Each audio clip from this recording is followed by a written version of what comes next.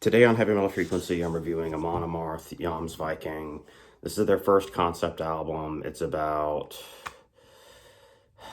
basically a boy meets girl, boy kills guy, swears revenge, swears he's gonna have her back.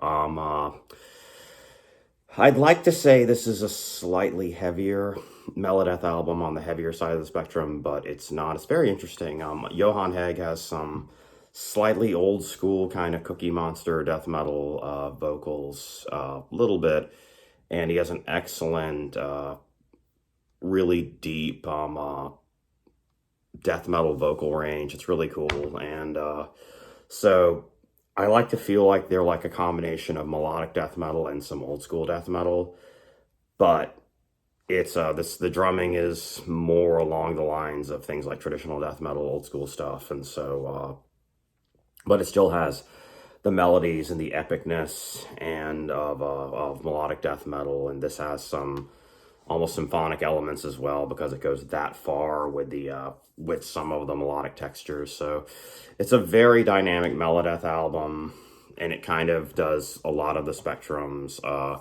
On a Sea of Blood, First Kill, One Against All have this really epic testosterone high feel to them. They've been doing very well with like male specific audiences that want, but possibly maybe something to do with that Viking show that was on, and so some stuff like that.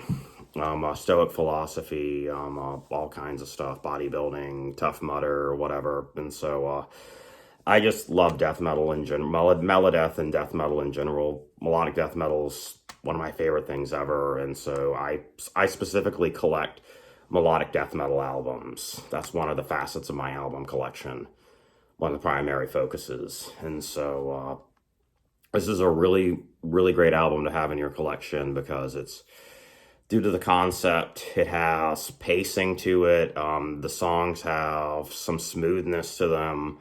It's some of them are a little bit harder, like First Kill and Wanderer. On a Sea of Blood is a little more epic. One Against All is a little more epic. It has like a gang vocal, like a gang vocal chorus section that's really cool. Raise Your Horns has like a slightly like groove metal groove to it, and it's redundant, but I don't care. And it's still really, really catchy. The low end's really nice. Dawn's First Light is fantastic. It has some really great guitar parts. Doro Pesh is on A Dream That Cannot Be. Really good song. Amon Amarth is a fantastic Melodeath band. They're also considered Viking metal to make their genre even more complex because of their Viking themes. You have Viking metal, pagan metal, stuff like that, where it's more based off of the content of the lyrics and concepts than the songs, which is fine. It's just interesting. And so this is a really, really good Melodeath album. It flows really well when it needs to. Some of the songs break up the flow a little bit, like Raise Your Horns, but it works perfectly. And so, yeah, this is a really great Melodeath album, and I say great because I just really like it. I love melodic death metal, and I really like Amon Amarth. I have not had a chance to see them yet, but I plan on seeing them at some point in the future, and I hope you pick up a copy of this. And I would actually start with the Jomsviking because it's just so novel that this was their first concept album ever.